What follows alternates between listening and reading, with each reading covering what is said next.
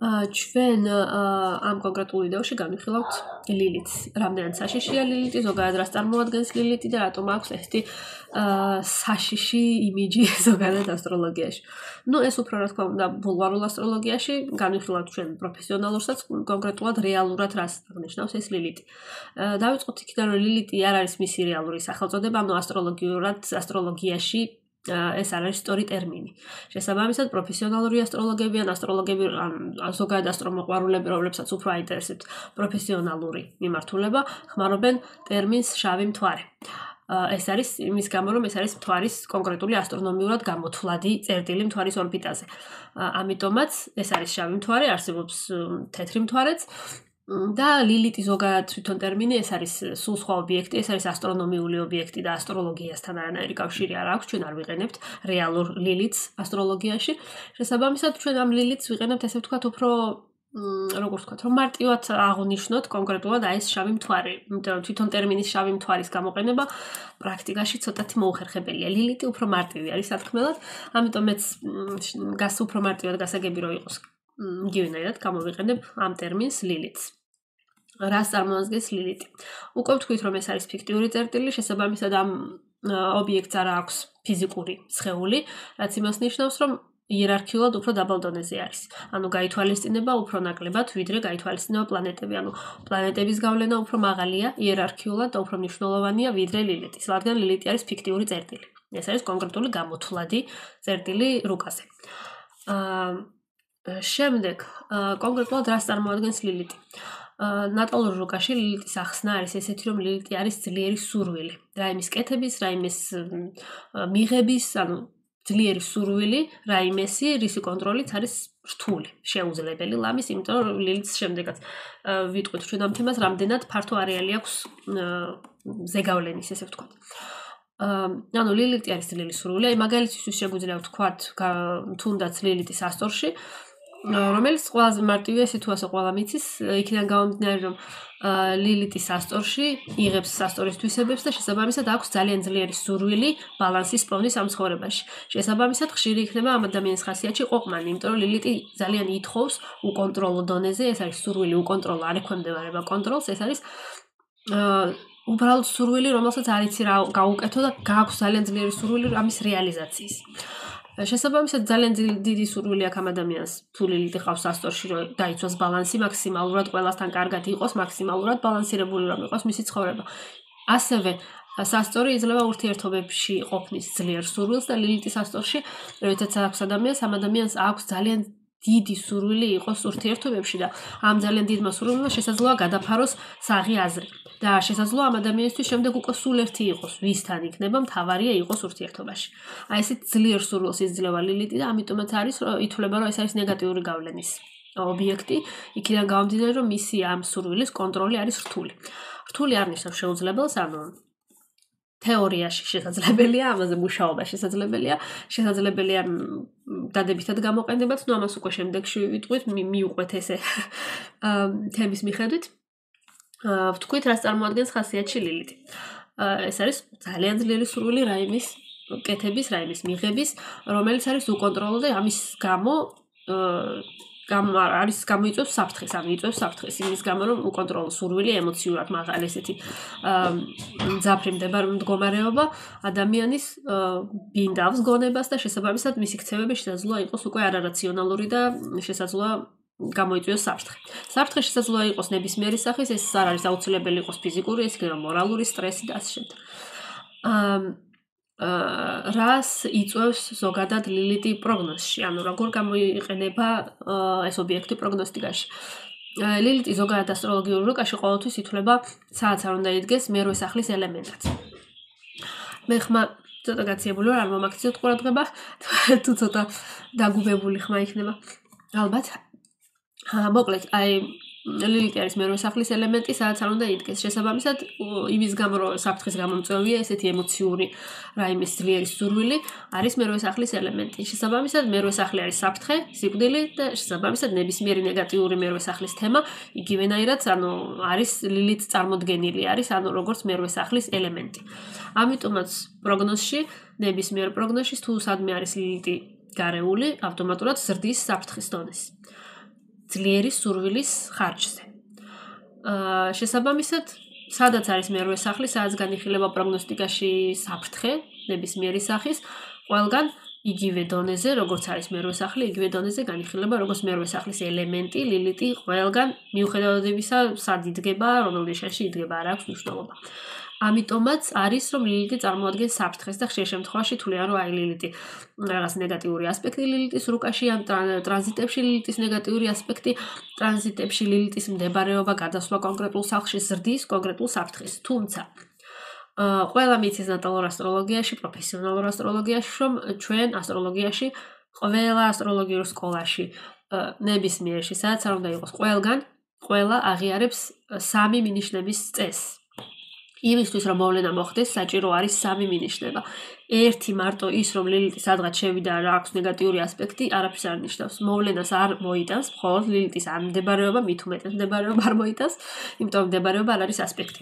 უნდა იყოს კუსპიდთან შეერთება, უნდა იყოს პლანეტასთან შეერთება, უნდა იყოს კონკრეტული ასპექტი, რომ ამ ლილიტმა, ასე ვთქვათ, ენერგია გასცეს, რომ მოქმედებაში მოვიდეს.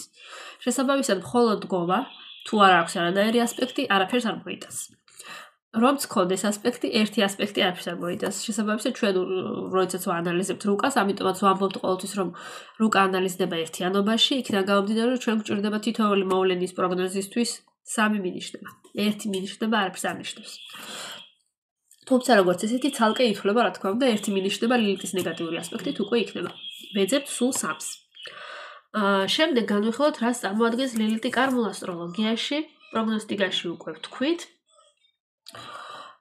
რას წარმოადგენს ლილიტი კარმულ ასტროლოგიაში? კარმულ ასტროლოგიაში განიხილება ლილიტი როგორც წერტილი, რომელიც წინა ცხოვრებაში იყო აქტიური, წინა ცხოვრებაში ეს წერტილი აღნიშნავდა რაღაც ისეთ მოვლენას ან სფეროს, სადაც ადამიანი თავს გრძნობდა კარგად და სადაც ძალიან ესეთ ვთქვათ, დადებით ემოციებს იწვევდა, მიჩვევას იწვევდა, შესაბამისად ეს ადგილი არის რაღაც ძალიან ისეთი კარგი, რაც ყოველთვის უდნოდა ამ ადამიანს, მაგრამ ამ ცხოვრებაში ეს არის გადმოსული ისე, რომ ეს გიზიდავს ეს სფერო, იმიტომ რომ ეს ინტუიციური ემოცია, ესე ვთქვათ, გადმოსულია წინა ცხოვრებიდან, მაგრამ ამ ცხოვრებაში ამ ყველაფრის რეალიზაციის შანსი არის უფრო დაბალი. ანუ ეს არის ის, რაც გინდა, მაგრამ რაც არ გჭირდება. აი ესეთი თემა არის დაახლოებით, რომ ადამიანს უნარჩუნდება მიზიდულობა, რომ გახსოვს ისე, რომ აი ეს მოგწონდა, მაგრამ ამ ცხოვრებაში, ამ ინკარნაციაში ეს არ არის ის, რაც შენ რეალურად გჭირდება.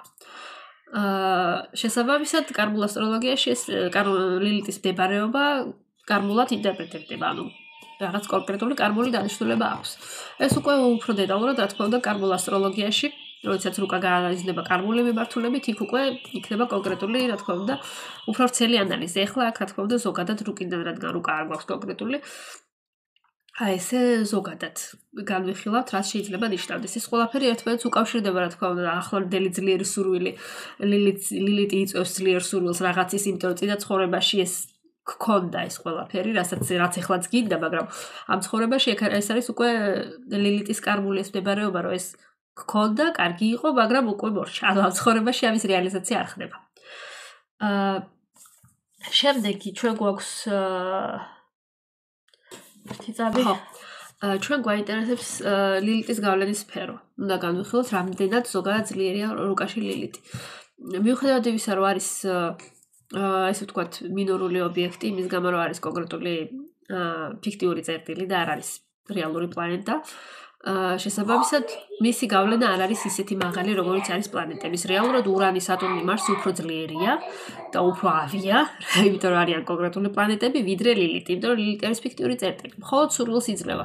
მარსი და პლუტონი და სატურნი, თუნდაც უფრო მეტად, ენერგიაც უფრო მეტია, უფრო მეტი ინტენსიურობა, რადგან ისინი არიან პლანეტები. შესაბამისად, მათგან საფრთხე უფრო მეტი მოდის, ვიდრე ლილიტისგან. ლილიტი მაინც არის დამატებითი ობიექტი, მაგრამ ითვლება მერვე სახლის ელემენტად სრულფასოვნად. შესაბამისად, საფრთხის დროს ლილიტი იგივენაირად ერთი სრული მინიშნებაა და არა იქ ნახევარი, იმის გამო რომ ფიქტიური პლანეტაა, წერტილია. თვითონ ლილიტის გავლენა, როგორც ესეთი, აი ეს ძლიერი სურვილი, რა სფეროს შეიძლება მოიცავდეს. გარდა იმისა, რომ ლილიტი დგას კონკრეტულ სახლში და დგას კონკრეტულ ნიშანში, რაც რა თქმა უნდა იწვევს იმ სფეროს სურვილებს, იმ სახლის სფეროში. სურვილებს, რომელ სახლში დგას და იმ ნიშნის სფეროში ასევე სურვილებს, რომელ ნიშანში დგას. გარდა ამისა, ლილიტი გავლენით, ანუ ლილიტის გავლენა აქვს ყველა იმ პლანეტას, რომელიც დგას მასთან ერთად ამ ნიშანში და ამ სახლში.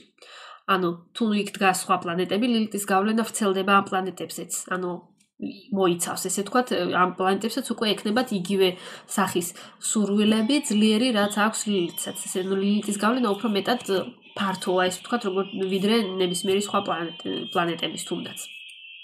და ან ობიექტების ფიქტიურის არ აქვს მნიშვნელობა, ლილიტს ყველაზე ფართო არეალი აქვს გავრცელების. გარდა იმისა, რომ ამ კონკრეტულ პლანეტებსაც მოიცავს და აკონტროლებს ასევე სახლის მმართველს და ნიშნის მმართველს, სადაც დგას დისპოზიტორს. ანუ ფაქტიურად რაც დაკავშირებული ამ კონკრეტულ ნიშანთან და კონკრეტულ სახლთან, სადაც ლილიტი დგას, ლილიტი აკონტროლებს ყველაფერს. ეს არ ნიშნავს იმას, რომ ლილიტი აი ესე პირდაპირ აკონტროლებს და გასახანს არ აძლევს. ეს ნიშნავს იმას, რომ იგივენაირით თუნდაც მარსს, თუნდაც ნებისმიერ სხვა პლანეტას, რომელიც დგას იგივე ნიშანში და იგივე სახლში, ექნება იგივენაირი ელფერი, როგორც აქვს ლილიტს, ანუ ექნება იგივენაირი სურვილები. და იგივენაირი აი ეს უკონტროლო, ესე ვთქვათ, სურვილი, როდესაც ესე ვთქვათ, ემოციები უფრო ძლიერია ვიდრე საღი ასრი. ამიტომაც თუ ლილიტი არის ტელიუმის ნაწილი, ან კონკრეტულ ესთან სახლში დგას, სადაც ბევრი პლანეტები არის, ისეთ ნიშანში დგას, სადაც არის სხვა ბევრი პლანეტა, ან თუ ამ სახლის ამ ნიშნის მმართველი დგას ტელიუმში, ლილიტის გავლენა იქნება რუკაში დიდი. ანუ აი ეს ინტუიციური თუ ინსტინქტური სურვილი, გაურკვეველი, რომ გაუგებარია საიდან მოდის, იმიტომ რომ შესაძლოა ადამიანს არ ესმოდეს, იმიტომ რომ ეს არის წინაცხოვრების გადმონაშთი, ესე ვთქვათ და ამ ცხოვრებაში შესაძლოა ადამიანი ვერ აღიქვამდეს, აი რატომ მინდა, მაინც და მაინც ან რატომ ჭირდება, რომ მაინც და მაინც ვიყო ურთიერთობაში, რატომ ჭირდება ეს ინტენსიური გარემო იერგულება, რატომ ჭირდება, რომ ყოველთვის რამე ვაკეთო. ანუ ამის მიზეზი ამ ცხოვრებაში გაურკვეველია, იმიტომ რომ ეს საფუძველი აქვს წინაცხოვრებიდან. ამიტომ ანუ ყოველთვის, როდესაც ლილიტი ესეთი ძლიერი არის რუკაში, პირველ ადგილზე გამოდის წინა პლანზე დამუშავება ამ საკუთარი ხასიათის, რომ მაქსიმალურად ადამიანმა ეცადოს, რომ იფიქროს სანამ ნამირს გადადგამს. იმიტომ რომ ჩვენ ვერ გავაკონტროლებთ, ესე ვთქვათ, სურვილებს. იმიტომ რომ სურვილები მოდიან ისე თუ ასე მაინც გვინდა ჩვენ ეს თუ არა, მაგრამ ჩვენ შეგვიძლია გავაკონტროლოთ ქცევა. და ვაკონტროლოთ აი ამ სურვილის, ესე ვთქვათ, გავლენა. შეიძლება მე მინდოდეს ბევრი რამე, მაგრამ ხვდებოდი, რომ ეს მე მინდა, მაგრამ ეს ჩემთვის არ არის საჭირო, რომ არ არის პრაქტიკული, რომ ამ მომენტში ეს ჩემთვის არ იქნება მომგებიანი. ანუ ხვდებით რაღაცნაირად პრაქტიკულ და რეალისტურ ჩარჩოებში გამოვაქციოთ ჩვენი კონკრეტული სურვილები იმ შემთხვევაში, თუ რუკაში ლილიტის გავლენა არის მაღალი. რუკაში ასევე არის ორი ლილიტი, რაც ხშირად იწვევს ხოლმე კითხვის ნიშანს, ან ზოგჯერ ამბობენ ხოლმე, რომ აი გავაკეთე ერთ რუკაში და ერთ ადგილას დგას ლილიტი, ან ერთ გრადუსზე, შემდეგ სხვა რუკაში სხვაგან დგას და რა ხდება. რეალურად ეს ორივე არის ასტროლოგიური ობიექტი, იმიტომ რომ აქ არის განსხვავება გამოთვლის ფორმაში, არის რეალური ლილიტი. ლილიტის, ანუ ამ წერტილის რეალური ათვლით და არის საშუალო ლილიტი, ანუ იმის გამო რომ მოძრაობის, ესე ვთქვათ, ამ წერტილის გადაადგილების სიჩქარე არ არის თანაბარი, შესაბამისად ხან ნელა მოძრაობს, ხან სწრაფად მოძრაობს და შესაბამისად ზუსტი ლილიტი ანახებს ზუსტად აი ამ რეალურ მდებარეობას. მაგრამ თანამედროვე, ესე ვთქვათ, ასტროლოგიაში უფრო ხშირად, რატომღაც ესეთი ტენდენცია წამოვიდა, რომ უფრო ხშირად გაითვალისწინება საშუალო მაჩვენებელი. საშუალო მაჩვენებელი არის აი საშუალო სიჩქარე გამოთვლილი ლილიტის და შესაბამისად სადაც მოხდება ამ საშუალო სიჩქარიდან გამომდინარე წერტილი იქ ანახებს რუკაც პროგრამა შესაბამისად საშუალო ლილიტს. მე არ ვიცი, ვერ გეტყვით კონკრეტულად რომელი არის, ესე ვთქვათ, უფრო პრიორიტეტული, ამას უკვე გააჩნია სკოლებს, ზოგიერთი სკოლა ახლა უფრო ხშირად, ახლა უკვე საშუალო ლილიტს კარმულ კვანძებსაც იგივენაირად საშუალოს გამოითვლიან, თუმცა ზოგიერთ სკოლაში დღემდე არის, როდესაც აინტერესებთ კონკრეტულად ზუსტი მდებარეობა. იმიტომ რომ ეს იქნებოდა ლოგიკური, ალბათ. არ ვიცი, მე ვერ გეტყვით, ეს უკვე გამოთვლებზეა დამოკიდებული და აღქმაზე. ამიტომ ყველა სკოლას ეს უკვე აქვს ძალიან ესეთი თავის მორგებული თავის, ესე ვთქვათ, მსოფლმხედველობას. ხო. შემდეგ მაინტერესებდა კიდევ მე თქვა, მინდოდა ეს ლილიტის გავლენა, უკვე ვთქვით, ლილიტის დადებითი. ანუ სფეროები, ანუ რამდენად შესაძლებელია ლილიტი გამოიყენოს ადამიანმა როგორც დადებითი, ესე ვთქვათ, ენერგია.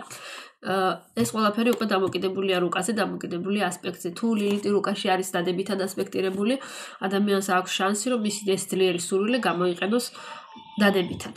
თუ დადებითი ასპექტები აქვს, ანუ ეს ძალიან ძლიერი სურვილი, შეგიძლია მიმართოს სადღაც და ამისგან მიიღოს სარგებელი.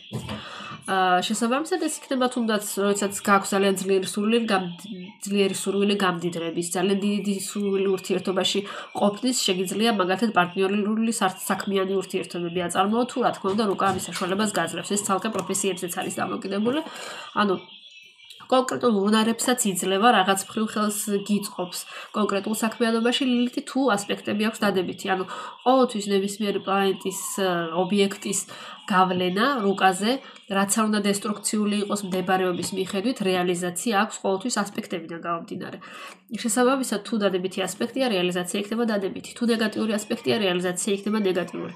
რაც შეეხება ტრანზიტულ ასპექტებს, დადებით პლანეტასაც და ნეგატიურად ასპექტირებულსაც იგივენაირად შესაძლოა ტრანზიტებიდან წამოვიდეს ნეგატიური ასპექტი და შედეგი მაინც ნეგატიური იქნება.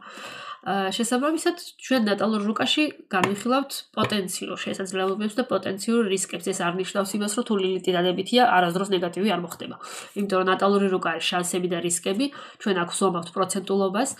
ანუ მაღალია ლილითის ნეგატიური გავლენა, ან მაღალია ლილითის დადებითი გავლენა, ეს არ ნიშნავს იმას, რომ მხოლოდ ნეგატიური მოხდება, ან მხოლოდ დადებითი. ეს არის ესე ვთქვათ შანსები და რისკები. თვითონ დადებით გავლენას რაც შეეხება, როგორც ვიტყვი, თუ ასპექტი კარგია, თუ ასპექტები დადებითია, შესაძლოა რუკაში ლილითი იყოს ნეგატიურად ასპექტირებული, მაგრამ მქონდეს რაღაც კონკრეტულ ტრანზიტებში დადებითი ასპექტი და კონკრეტულ თემაში მე ეს დადებითი ასპექტი გამოვიყენო დადებითად. შესაძლებელია, თუმცა ამას რა თქმა უნდა სჭირდება პროგნოზირება, სჭირდება ანალიზი, სჭირდება სწორი მიდგომა, სჭირდება განვითარების დონე. საკმარისი, რადგან ლილითის ენერგია, ზოგადად ნეგატიური, ყველა ნეგატიური ენერგია არის რთულად სამართავი. ზოგადად ენერგიას, იმიტომაც ქვია ნეგატიური, რომ ეს ენერგია არის ძალიან ინტენსიური. დიდი ენერგია არის, ესე ვთქვათ, ინტენსიური ენერგია და შესაბამისად ადამიანს უჭირს ამ დიდი ენერგიის მართვა. ამიტომაც ეს ენერგიები ითვლებიან დესტრუქციონებად. ამიტომაც ითვლება, რომ კვადრატი არის ნეგატიური, ოპოზიცია არის ნეგატიური, შეერთება არის ხანდახან ნეგატიური. იმის გამო, რომ იმ ხელა ენერგია მოდის, რომ ადამიანი ვერ აკონტროლებს და შესაბამისად ხშირ შემთხვევაში ეს ასპექტები არის დესტრუქციული. იგივენაირად არის ლილითიც. ანუ ძლიერი სურვილია, თუ ჩვენ მოვახერხებთ კონტროლს, იქნება დადებითი გავლენა, თუ ვერ მოვახერხებთ, იქნება ნეგატიური გავლენა. თუმცა ვინც ძალიან მარტივად უყურებს რუკის დამუშავების მეთოდებს ზოგადად არ ვიცი, ძალიან ოპტიმისტები ხართ, იმიტომ რომ რუკის დამუშავებას სჭირდება წლები და სჭირდება ძალიან დიდი თვითკონტროლი. ეს არ ხდება ისე, ადამიანი რუკას კი ამუშავებს მთელი ცხოვრების განმავლობაში და რაღაც დონეზე რუკა ყოველთვის მუშავდება, მაგრამ ეს ტემპი არის ძალიან ნელი. ამიტომაც არის, რომ ჩვენ ცხოვრებაში ყველანი უშვებს შეცდომებს იმის გამო, რომ რუკა არ არის დამუშავებული. რუკის დამუშავება სჭირდება ძალიან დიდი თვითკონტროლი, სჭირდება ძალიან დიდი დრო. აქ უნდა იჯდე საკუთარ თავთან, მარტო ჩაუღრმავდე საკუთარ თავს და აკონტროლო საკუთარი აზრები, საკუთარი ქცევები. ეს არის უზარმაზარი შრომა. ამისთვის თუ გაქვს ნებისყოფა, თუ გაქვს ცალკე სურვილი და თუ გაქვს დრო, იმიტომ რომ ამ ყველაფერს სჭირდება დრო, სჭირდება ნებისყოფა, სჭირდება ძალიან დიდი სურვილი, რომ რაიმე ეს არ არის უბრალოდ სურვილი, რომ მინდა, იმიტომ რომ ხვალ შეიძლება აღარ მომინდეს იმის გამო, რომ ძალიან რთულია ეს ყველაფერი. ანუ ამას სჭირდება ჩაჯდომა და მუშაობა და წლები და წლების შემდეგ უკვე ოდნავი დამუშავებაც კი ძალიან საგრძნობი არის რუკაში და ყოველდღიურობაში. იმიტომ რომ თქვენ ნახავთ, რომ თუ დამუშავდება ლილითის ასპექტებისას, როდესაც ლილითი იქნება აქტიური, არ აქვს მნიშვნელობა დადებითი იქნება თუ ნეგატიური, თუნდაც ნეგატიური, თუნდაც დაუმუშავებელ რუკაში ლილითის გავლენა პროგნოზში იქნება უფრო მეტად დესტრუქციული, ვიდრე დამუშავებულ რუკაში. დამუშავებულ რუკაში უკვე ეს დესტრუქცია გამოვლინდება იმ დონეზე, რამ დონეზე თქვენ გააქვთ ეს ლილითი დამუშავებული. შესაბამისად, დამუშავებას ძალიან დიდი მნიშვნელობა აქვს. სულ ეს იყო რისი თქვაც მინდოდა, მგონი ყველაფერი ვთქვი. შესაბამისად, არ ვიცი, ლილითის გავლენას რუკაში მე არ მივაქცევდი ამდენ ყურადღებას, როგორც ზოგადად ახლა საქართველოში აქცევენ, იმის გამო რომ გასაგებია რომ ასტროლოგიური ლიტერატურა ცოტა არის, იმდენად არ არის სიღრმისეული, ესე ვთქვათ, ინფორმაცია ამ თემაზე, მაგრამ ზოგადად ლილითი არის მინორული ობიექტი, ლილითის ნეგატიური ასპექტი არ არის ესე ვთქვათ, საგანგაშო, თუ არ არის კიდევ ორი დამატებითი ასპექტი იგივე თემასთან დაკავშირებული. მერვე სახლიდან, რადგან ლილითი არის საფრთხე. თუ ასტროფსიქოლოგიას გავითვალისწინებ, ამ შემთხვევაში ლილითის ნეგატიური ასპექტები უფრო პირად პლანეტებთან არის ერთ-ერთი მაჩვენებელი სუიციდისკენ მიდრეკილების, დეპრესიის იმის გამო, რომ გააქვს ძალიან დიდი სურვილი და ვერ ასრულებ ამ სურვილს, იმიტომ რომ ასპექტები არის ნეგატიური. ვერ აიხდენ იმას, რაც შენ გინდა და შესაბამისად მოდის სულ იმედ გაცრუება და შესაბამისად დეპრესიები და სუიციდისკენ მიდრეკილება. ეს ერთ-ერთი მაჩვენებელია, ეს არ არის ერთადერთი მაჩვენებელი, ამიტომ ძალიან დიდი სიფრთხილეა საჭირო რუკის ანალიზისას, რომ ვინც თვით ანალიზით ხართ დაკავებული განსაკუთრებით, ნუ ჩავარდებით პანიკებში, ყოველთვის მიმართეთ ასტროლოგს, უთხარით თქვენი აზრი, ანახეთ რუკა და კითხეთ, რამდენად ეს ყველაფერი შეესაბამება რეალობას, იმიტომ რომ ყველაფერი ეს მით უმეტეს სერიოზული თემები, სადაც საქმე ეხება დესტრუქციას, თვითდესტრუქციას, საფრთხეს, მერვე სახლის თემებს, დეპრესიას და სუიციდის, აქ უნდა იყოს რუკა გაანალიზებული მაქსიმალურად. სწორად. ანუ დათვლილი უნდა იყოს საფრთხეები, იმიტომ რომ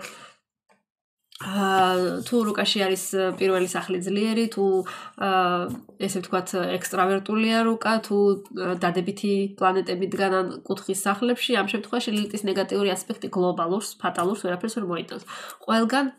ყოველთვის რუკაში ყველაფერი არის ინდივიდუალური. ანუ მთელი რუკა ყოველთვის ანალიზდება კომპლექსურად. იმიტომ რომ აქ არის ერთი მინუსი ლილიტის, მაგრამ შესაძლოა სხვა მაჩვენებლები იყოს ბევრად უფრო უკეთესი და იმ მაჩვენებლებმა რაღაცნაირად უკვე როდესაც ვკრებთ ამ ყველაფერს მაჩვენებლებს, თუ დადებითი მაჩვენებელი მეტია, რა თქმა უნდა ნეგატიური იმდენად ფატალურად უკვე არ გამოვლინდება, ესე ვთქვათ. სულ ეს იყო რითიც გვაცვიდო და დროებით.